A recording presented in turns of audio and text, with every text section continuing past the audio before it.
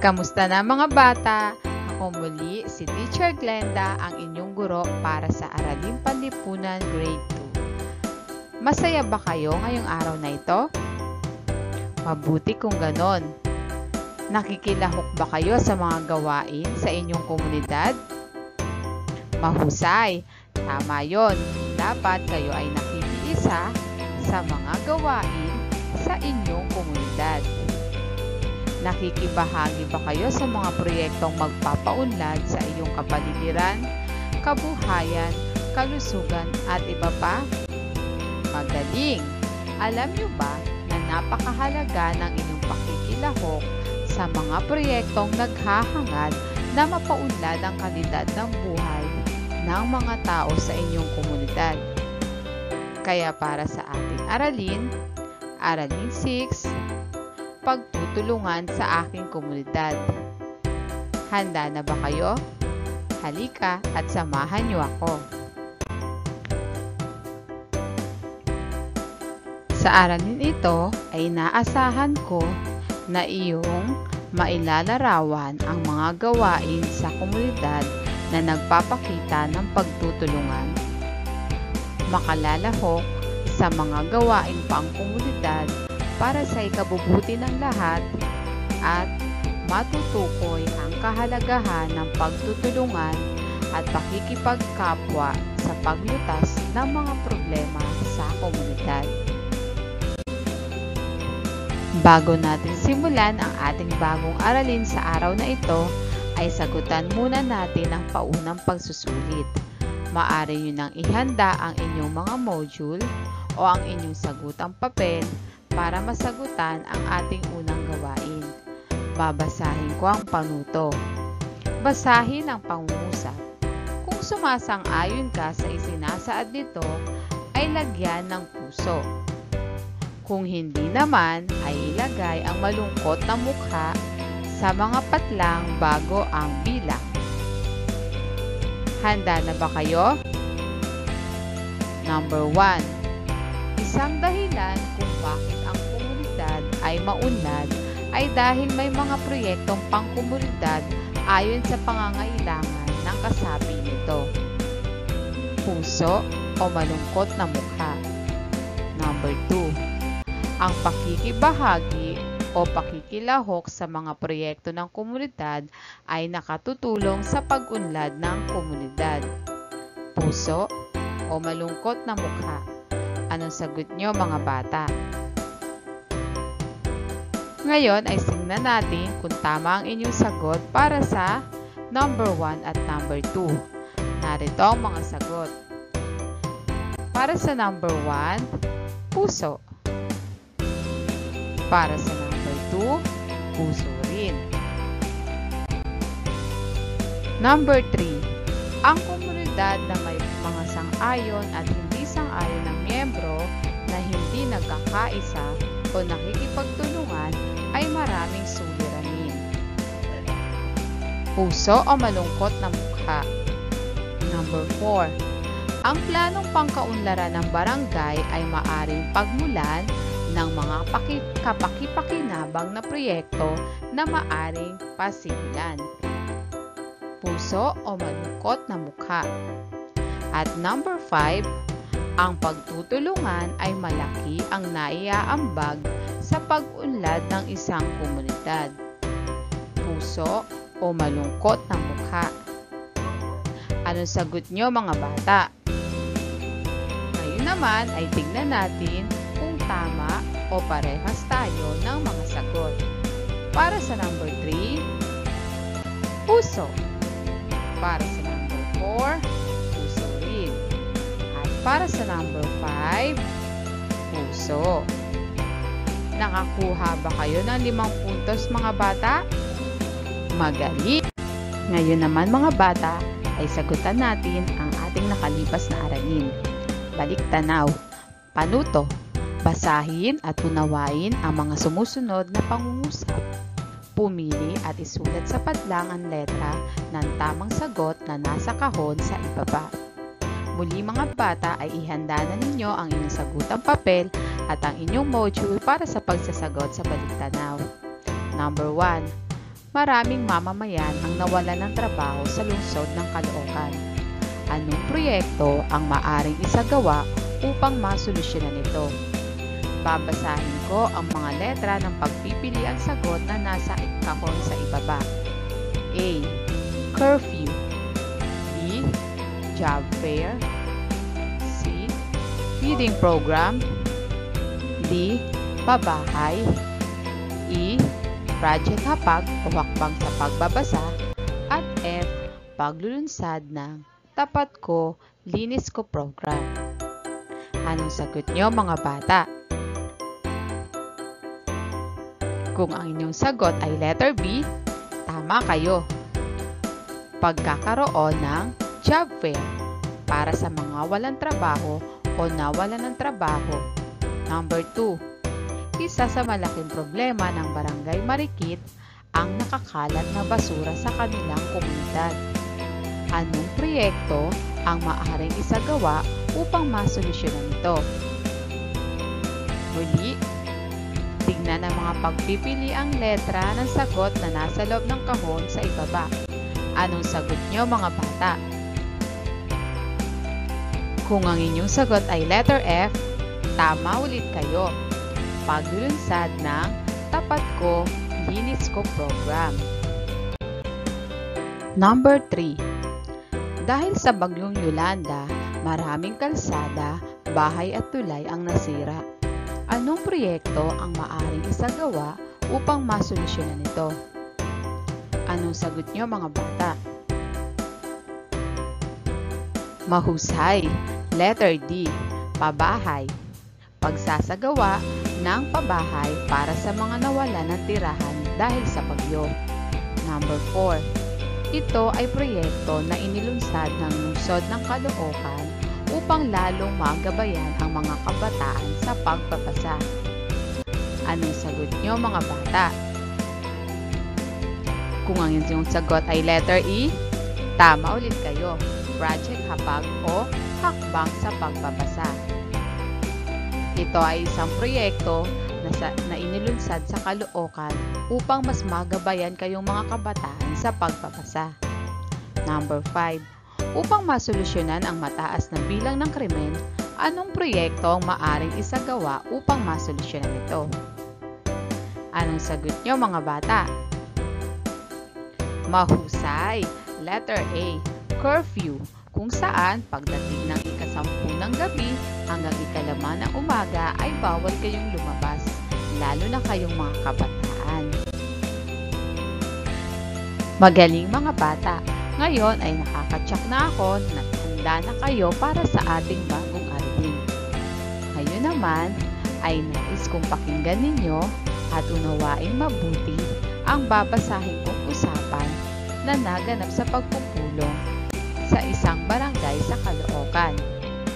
Unawain niyong mabuti at kilalanin ang mga taong nagsasalita sa pagpupulong na ito. Handa na ba kayo? Halika at simulan na natin.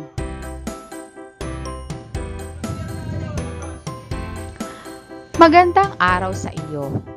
Kilala ang ating barangay na may pagkakaisa kaya tayo ay maunlad. Ngayon ay kinakaharap natin ang isang pandemya. Kaya ako nagpatawag ng pulong na pinaunlakan ng ating butihing mayor upang mapigilan ang pagdami ng may COVID-19. Malaki ang bahagi ng bawat isa sa panahon ngayon. Kung sama-sama ay madaling masusolusyonan ang mga problema. Handa ako magbigay ng mga relief goods, face mask, alcohol at iba pa sa inyong lahat.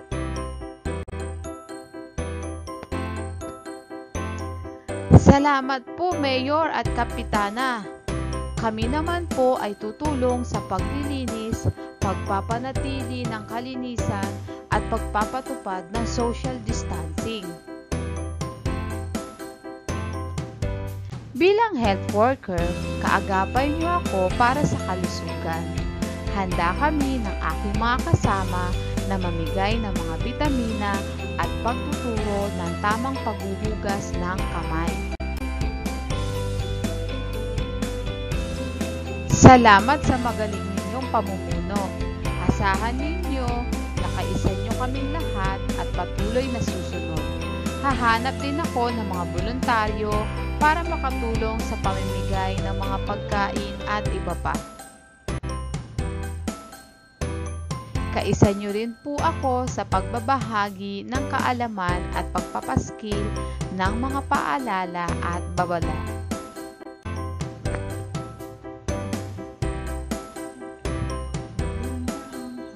Maraming salamat sa inyong pakikiisa. Gaya ng patuloy na pagpapatupad sa ating mga proyekto, kayo ay lagi kong kaagapay, kaya patuloy ang pag-unlad natin. Ngayong may pandemya, alam ko na kaya natin itong lagpasan. Sama-sama, tulong-tulong, kaya natin ito. Naunawaan niyo bang mabuti ang naganap na usapan sa pagpupulong sa barangay, mga bata? Magaling! Ngayon, ay subukan natin sagutan ang sumusunod na tanong. Number 1. Sino-sino ang dumalo sa pagpupulong? Tama! Ang dumalo sa pagpupulong ay ang kapitana, mayor, mga kagawad, health worker, kinatawan ng mamamayan, at ang guro. Number 2. Mahalaga ba ang kanilang napagtulungan? Bakit? Ano sa palagay niyo, mga bata? Magaling! Opo, mahalaga ang kanilang napagtulungan dahil ito ay tutugon sa problema ng komunidad tungkol sa sakit na COVID-19. Number 3. Paano ipinakita ng bawat isa ang pakikiisa o pakikilahok sa mga mungkahi ng namumuno? Magaling!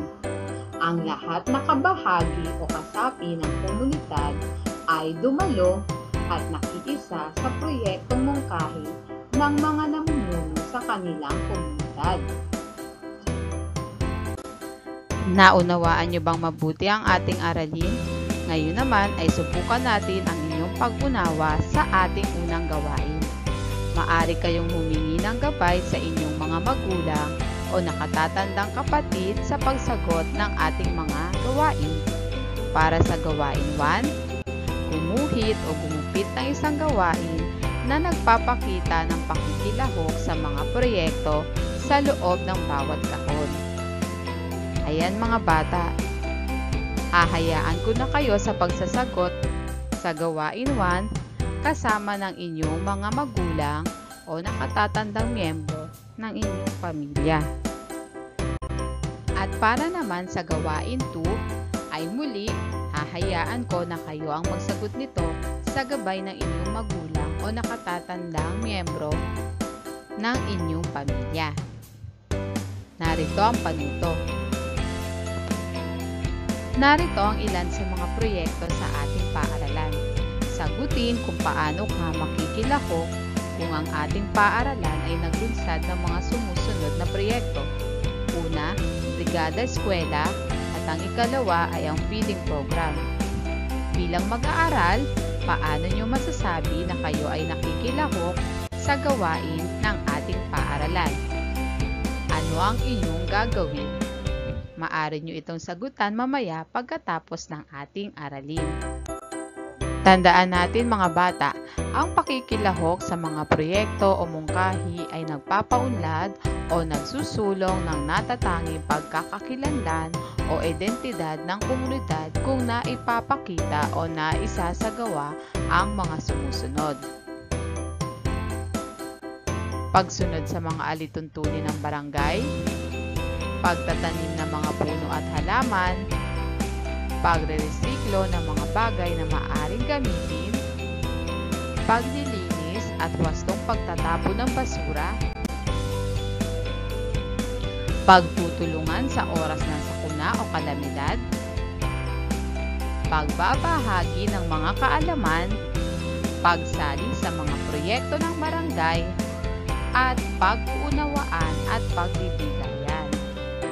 Tandaan nyo mga bata, ang bawat isa sa atin ay may malaking ginagampanan sa ating komunidad. Kahit kayo bilang bata ay may tungkulin din sa inyong mga komunidad. Kaya dapat lagi kayong makikiisa o sumunod sa anumang ipatupad sa inyong lugar. Dahil kagaya ng sinabi ko, kahit bata pa kayo, kasapi na kayo ng isang komunidad.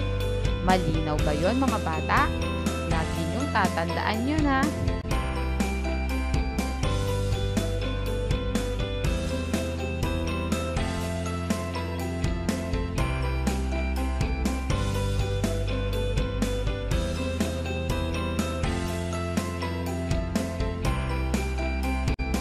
At para sa ating panghuling pagsusulit, iguhit ang masayang mukha kung nagpapakita ng wastong pakikiisa ang bawat nasa sitwasyon at malungkot na mukha kung hindi.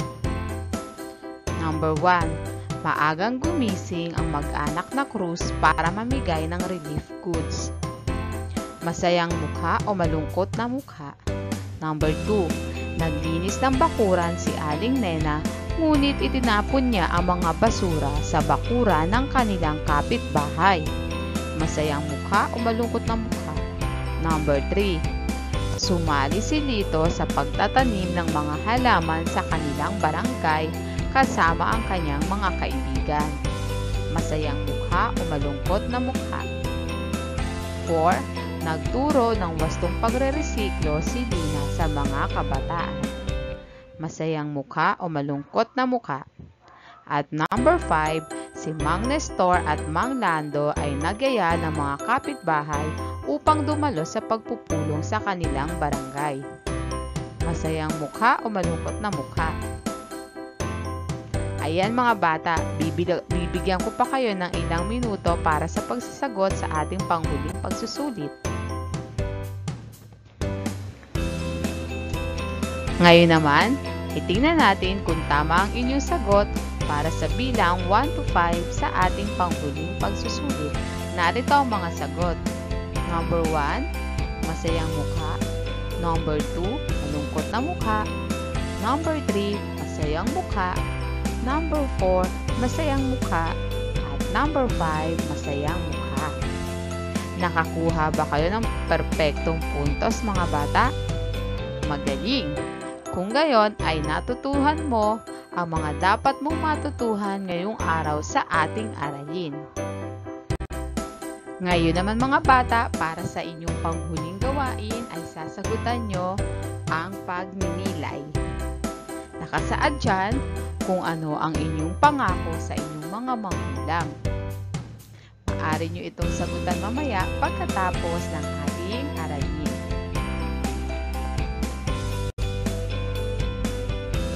At dito nagtatapos ang ating aralin para sa araw na ito. Naway marami kayong natutuhan sa ating aralin. Hanggang sa susunod na linggo. Paalam!